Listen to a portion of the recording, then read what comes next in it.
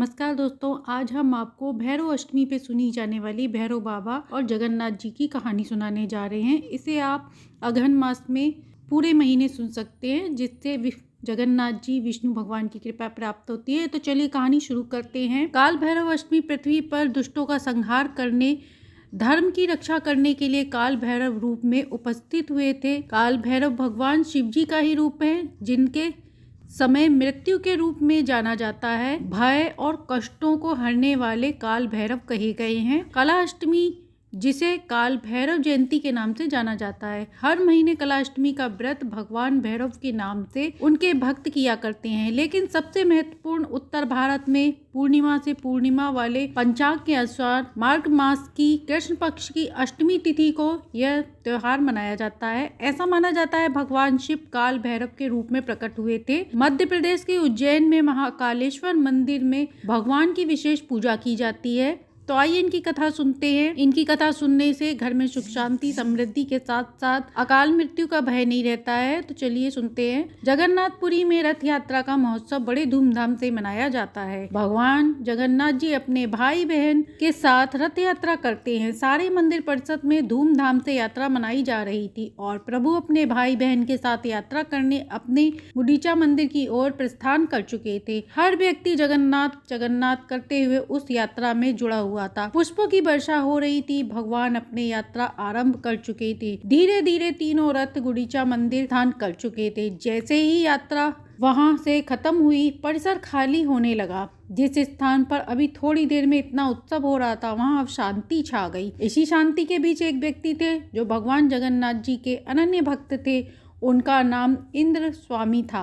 वह पुरी के हर कोने से परिचित थे। वह भगवान के दर्शन किए बिना एक पल भी नहीं रहते थे। अब भगवान के चले जाने पर इंद्र स्वामी को बेचैनी होने लगी। उनके मन में विचार आने लगा कि भगवान तो कहते हैं कि वह कभी छोड़कर मंदिर परिषद को नहीं जाते, चाहे प्रलय क्यों ना आ जाए। मैं इस स्थान को छोड़कर कभी नहीं जा सकता। फिर वह कैसे गुंडीचा मंदिर चले गए। इस विचार को कर वह मंदिर पहुंचे। वेदी को खाली पाया।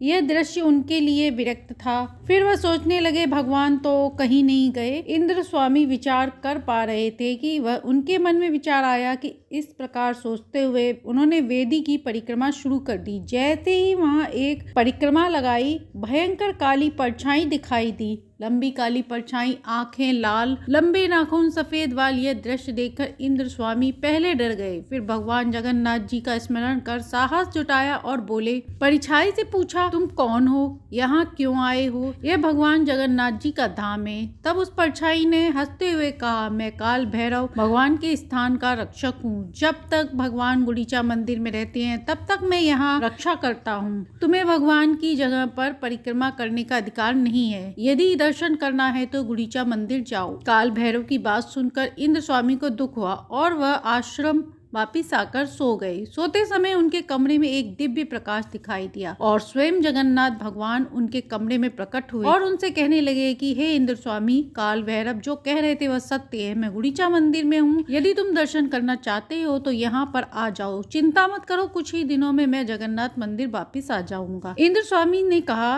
हे प्रभु, आप गुंडीचा मंदिर क्यों गए? क्या आपको नहीं पता कि आपकी अनुपस्थिति में भक्तों का हृदय विरक्त हो जाता है? भगवान जगन्नाथ जी ने कहा, इंद्र स्वामी, यह मेरा जन्म स्थान है। यहाँ सभी देवता निवास करते हैं। एक बार जब गुंडीचा मंदिर से जगन्नाथ मंदिर आने की तैयारी कर रहा था, तब मैंने यज्ञ रक्षकों का करुण पुकार सुनी। वह प्रार्थना कर रहे थे, प्रभु यदि आप हमें छोड़कर जगन्नाथ मंदिर चले जाएंगे तो हमारा क्या होगा? तब उनकी प्रार्थना सुनकर मैंने उन्हें वचन दिया कि एक वर्ष में एक बार अवश्य आऊंगा। वहां विराजमान होकर भक्तों को दर्शन दूंगा। 9 दिनों के लिए मैं जगन्नाथ नहीं रहूंगा। वहां मेरे न रहने पर काल भैरव मेरे मंदिर की रक्षा करेंगे। जो भी भक्त इन दिनों में आकर मेरा दर्शन करेगा, वे सभी पापों से मुक्त होकर मेरे धाम को आएगा। यह बात सुनकर इंद्र स्वामी का सपना टूट गया। अगले दिन वह गुंडीचा मंदिर भगवान जगन्नाथ जी के दर्शन पाकर खुश हुए। उन्होंने अनुभव किया कि भगवान की अनुपस्थिति भी एक प्रकार का अलग अनुभव है। वह जहाँ भी जाते, भक्तों के लिए वह स्थान एक पावन हो जाता। इंद्र स्वामी ने मंदिर के पास एक मठ की स्थापना की और उन्होंने वहीं अपना जीवन व्यतीत किया। इस मठ को आज भी इंद्र स्वामी मठ के नाम से जाना जाता है। आज भी जब भगवान मंदिर परिसर में निवास करते हैं तो उनके मंदिर की रक्षा काल भैरव जी करते हैं। तो ये थी अगहन मास में सुनी जाने वाली भैरव बाबा और जगन्नाथ जी की कहानी, जिसे सुनने से शिव जी, भैरव जी और जगन्नाथ जी की कृपा प्राप्त होती है। तो कहानी अच्छी लगी हो तो लाइक एंड सब्सक्राइब करें।